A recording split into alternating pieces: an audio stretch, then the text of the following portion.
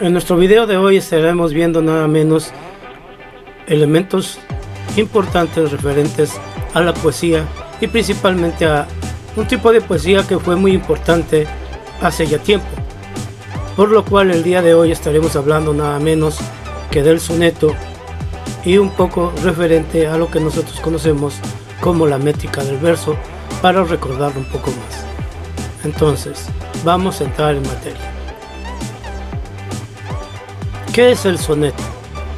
Bueno, el soneto se conoce nada menos desde el siglo XIII, XIV y XV principalmente, porque fue un tipo de poesía que fue muy frecuente en Europa durante los siglos que ya mencioné anteriormente. El tema del soneto pues varía porque principalmente se refiere al amor, a la naturaleza. Se puede utilizar cualquier tipo de tema para poder realizar un soneto, pero el soneto tiene cierto tipo de características importantes. La primera es que está compuesta por 4 estrofas. La primera estrofa tiene 4 versos y en la primera estrofa normalmente se plantea el tema. En el segundo se desarrolla, en la tercera estrofa se refleja lo ya dicho y se plantea algo al respecto, y al último pues se ratifica el sentimiento que se está tratando de explicar a través de la poesía, por lo cual entonces es muy importante que tengamos en cuenta algunas cosas ahora. ¿Cómo cuáles?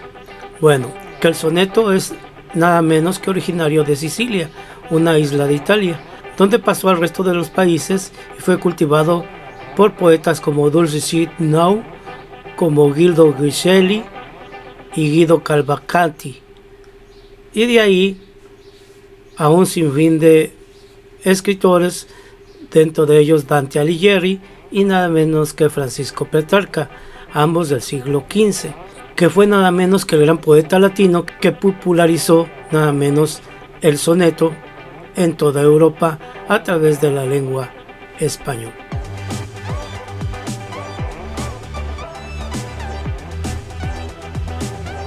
¿Y en qué consiste? Bueno, este poema tiene 14 versos. Ya mencioné que en este caso está dividido en 4 estrofas. Las primeras 2 estrofas tienen 4 versos y la estrofa 3 y 4 solamente tiene 3 versos cada una. Además, que todos los versos debe de tener nada menos que 11 sílabas, y lo vamos a ver nada menos que en el soneto sonetil, que en sí es el que explica cómo se compone un soneto, y vamos a ver. Este se encuentra también en tu libro de español ejercicios. Dice así: un soneto me ha mandado a ser violante. En mi vida me he visto en tanto aprieto. 14 versos dice que es soneto. Burla burlando, va con los 3 delante. Yo pensé que no hallaré consonante,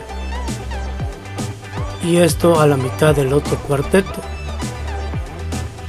Mas si me veo en el primer terceto, no hay otra cosa en los cuartetos que me espante.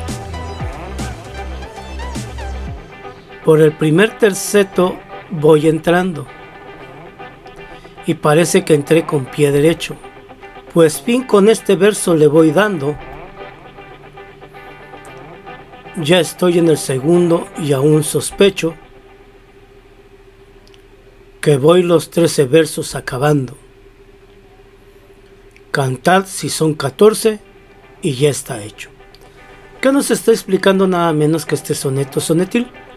Que en este caso, para hacer un soneto se necesita 14 versos, divididos en las primeras 2 estrofas de cuartetos, o sea, 4 versos en cada estrofa, y en las estrofas 3 y 4 tienen que ser tercetos, o sea, solamente 3 versos.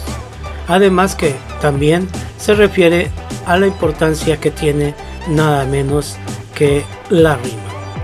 Ahora, si nos vamos a la métrica del verso, porque recuerden que dijimos que en este caso, para poder hacer un soneto, todos, absolutamente todos los versos tienen que ser de 11 sílabas, un decasílabo.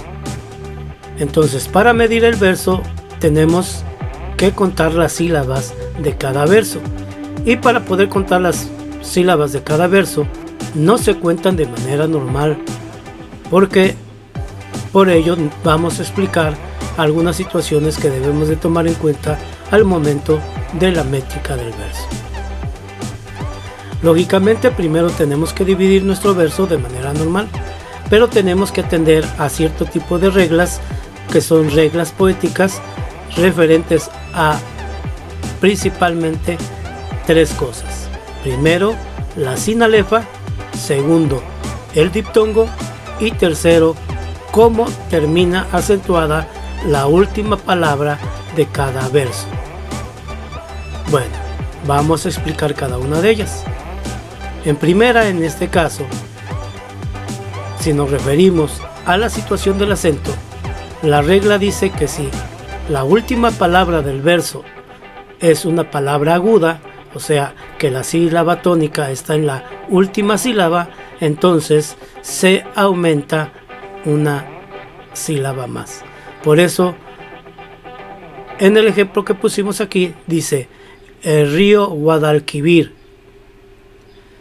Si dividimos esto en sílabas, diríamos el río Guadalquivir. Entonces, si contamos las sílabas, en sí son nada menos que 7 sílabas. Pero la palabra Guadalquivir es una palabra aguda, porque la sílaba tónica está en vir, por lo tanto se aumenta una sílaba. En la siguiente sucede lo mismo. A donde el camino hará. Entonces son 7 sílabas. ¿Por qué 7 sílabas? Bueno, porque aquí también vamos a atender una situación nada menos de lo que son las sinalefas, que vamos a explicar un poquito más adelante. Pero si las contamos serían 1, 2, 3, 4, 5, 6, 7 sílabas. Y por lo tanto, como la palabra irá es una palabra aguda, se tiene que aumentar una sílaba. La siguiente, no hay ningún problema. A lo largo del sendero, como sendero es una palabra grave, ahí no se aumenta absolutamente nada. Pero en la siguiente, la palabra está, también es una palabra aguda y por lo tanto se tiene que aumentar una sílaba. Y si te das cuenta, todos los versos son de 8 sílabas por la situación que vimos en relación a la última palabra de cada verso, que en este caso es aguda. Si en el caso de que la palabra sea grave, ahí, como dijimos, no hay ningún cambio. Se cuenta la cantidad de sílabas que exista. Pero en el caso que sea una palabra esdrújula, en lugar de sumar una sílaba, en este caso se tiene que restar una sílaba. Por ejemplo, que verdes están tus árboles. La palabra árboles es una palabra esdrújula, por lo tanto, si contamos todas las sílabas, tendríamos 9, pero hay que disminuir una por la situación poética y entonces quedarían 8. La otra situación que dijimos es la situación de la sinalefa.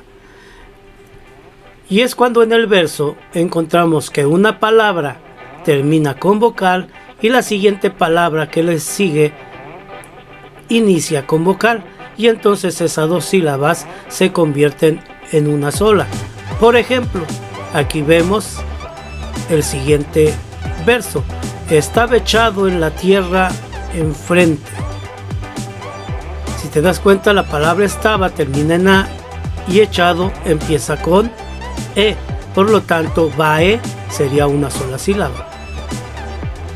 Luego yo en, ahí se junta porque la palabra yo, que aunque es monosílaba, termina en vocal, y la siguiente palabra en también empieza con vocal, y entonces se hace una sola sílaba. Por lo tanto, entonces, en este verso podemos ver que son 11 sílabas. Hay otro ejemplo. Cerrado está el mesón a piedra y lodo. Si dividimos en sílabas, pues nos van a dar mucho más sílabas del número que aparece allí, que son 10. Pero ¿por qué son 10? Porque la palabra cerrado termina con vocal y esta empieza con vocal. Entonces does se convertiría en una sola sílaba. Lo mismo sucede en el caso de está él, es una sola sílaba. Drai sería otra sílaba. Principalmente por eso lo vemos de esta manera.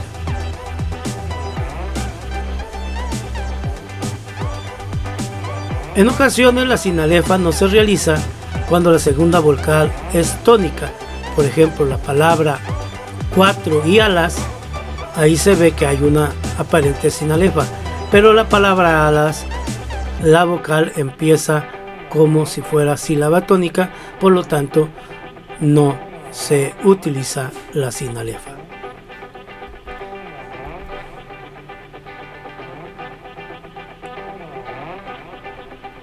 Y también cuando hay pausas entre dos palabras, o sea, un signo de coma. En este caso, aunque sueño termina con vocal y un empieza con vocal, ahí se divide porque ahí hay una coma escrita, por lo tanto no se utiliza ahí la situación de sinalefa. Y podemos verlo también en el siguiente, cuando hay pausas muy importantes.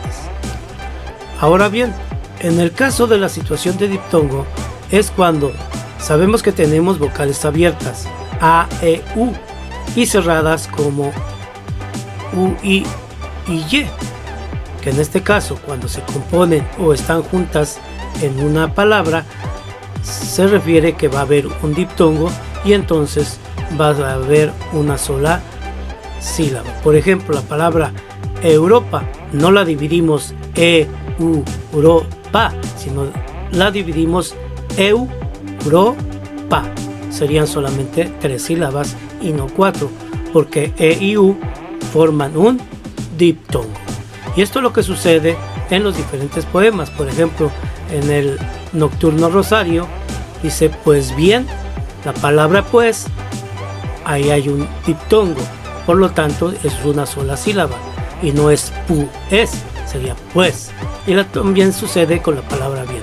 Si te das cuenta, en este poema ahí vemos con letras amarillas los diptongos que aparecen en los diferentes versos y las sinalefas que aparecen también en los diferentes versos. Y también vemos la situación del accidente en ya sea sumar una sílaba o disminuir una sílaba de acuerdo a la última palabra de cada verso. De esta manera entonces hemos analizado situaciones muy importantes referente al soneto y a cómo se miden los versos en un poema.